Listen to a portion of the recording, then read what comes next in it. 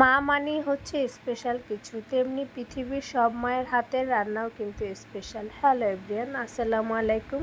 সবাই কেমন আছেন? আশা করছি সবাই অনেক বেশি ভালো আছেন। আমিও আপনাদের দোয়ায় আল্লাহর রহমতে আলহামদুলিল্লাহ ভালোই আছি।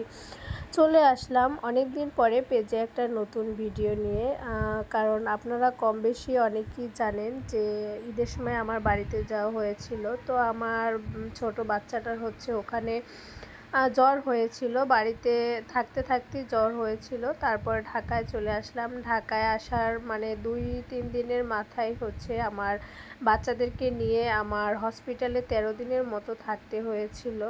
মানে খুব বেশি অসুস্থ ছিল বাচ্চাগুলো। তো আল্লাহর রহমতে এখন আমার বাচ্চারা অনেকটাই ভালো আছে। তো এই কারণেই হচ্ছে আসলে পেজে অনেক দিনই কোনো ভিডিও দেওয়া হয়নি। পেজের সব কিছুই হচ্ছে ডাউন হয়ে গিয়েছে। মন টোন আসলে তখন খুবই খারাপ ছিল, তখন আর এসব কিছুই ভালো লাগেনি। তো আজকে হচ্ছে গ্যালারি ঘাঁটতে ঘাঁটতে দেখলাম যে বাড়িতে বসে আমার আম্মুর হাতের হচ্ছে স্পেশাল হচ্ছে একটা মুরগির মাংস রান্না, ওটাই হচ্ছে আমি ভিডিও করেছিলাম। তো ওটাই আজকে আপনাদের সঙ্গে শেয়ার করব। তো কথা বলতে বলতে আসলে ওখানে প্রথমেই হচ্ছে আপনারা দেখতে পেলেন যে আম্মু হচ্ছে মুরগিটা ভালো করে পরিষ্কার করে কেটে তারপর হচ্ছে এটা কিছুটা হলুদ আর লবণ দিয়ে তেলে মাংসগুলোকে ভেজে নিয়েছিল। আর এখন হচ্ছে একে একে মুরগির মাংসে যা যা মশলা আমরা দিয়ে থাকি সাধারণত, ওই মশলাগুলো দিয়ে এখন আম্মু কিছু সময় ভালো করে কষিয়ে নেবে। কষিয়ে নেওয়ার পরে হচ্ছে এর মধ্যে আলু দিয়ে কষানো হবে। তো আসলে পৃথিবীর কিন্তু সব মায়ের হাতের রান্নাই কিন্তু তার সন্তানের কাছে আসলে স্পেশালি মনে হয়। আর মায়েদের হাতের রান্না কিন্তু একটু বেশি মজা হয়, আমরা সবাই জানি। তো তেমনি হচ্ছে আম্মুর তো আসলে আমি ঢাকায় থাকি, তো আম্মুর আসলে বাড়িতে গেলে ওরকমভাবে কিছুই সেরকম রান্নাবান্নার ভিডিও দিতে পারি না, কারণ দেওয়া হয় না আসলে।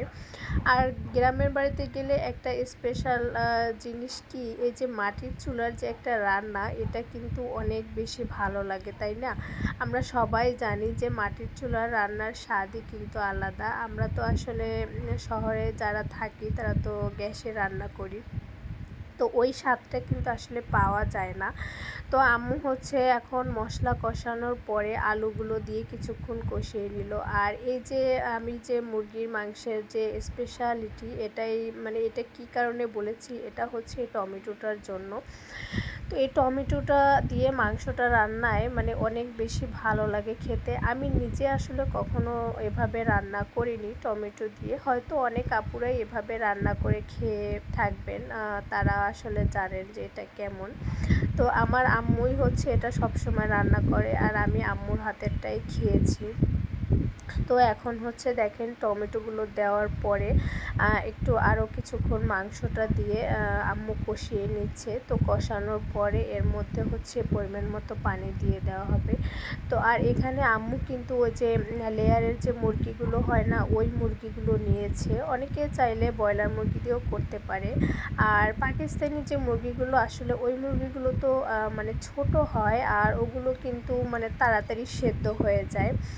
আর এই মাংসটা কিন্তু সেদ্ধ হতে একটু মানে টাইম নেয় অনেকটাই। তো আম্মু হচ্ছে এখন পরিমাণ মতো পানি দিয়ে দিল কষানোর পরে। তো এখন হচ্ছে এটা ঢাকনা দিয়ে ঢেকে রান্না করবে। আর আমার আম্মুর হচ্ছে এই যে মাটির চুলাটা না, মানে এটা কি বলবো, মাটির ওই যে পাইপ দেওয়া থাকে না, অনেকে বন্ধু চুলা বলে, ওই চুলা। আম্মু সবসময় এই চুলাই রান্না করে। মানে পুরোপুরি মাটির না, সিমেন্টেরই করা এটা। তারপরও কিন্তু এটা মানে এই চুলার রান্নাও কিন্তু খেতে অনেক বেশি ভালো লাগে। তো যাই হোক, আমি একটু ফাঁকে ফাঁকে হচ্ছে এই ভিডিওটা করেছিলাম। তো রান্নাটা আসলে দেখতে খুবই লোভনীয় লাগছে, আর খেতেও মাশাল্লাহ খুবই ভালো লেগেছিল। যারা এখনও এভাবে ট্রাই করেননি, অবশ্যই একটু ট্রাই করে দেখবেন। তো আজকের ভিডিওটা আমার এই পর্যন্তই। আল্লাহ হাফেজ।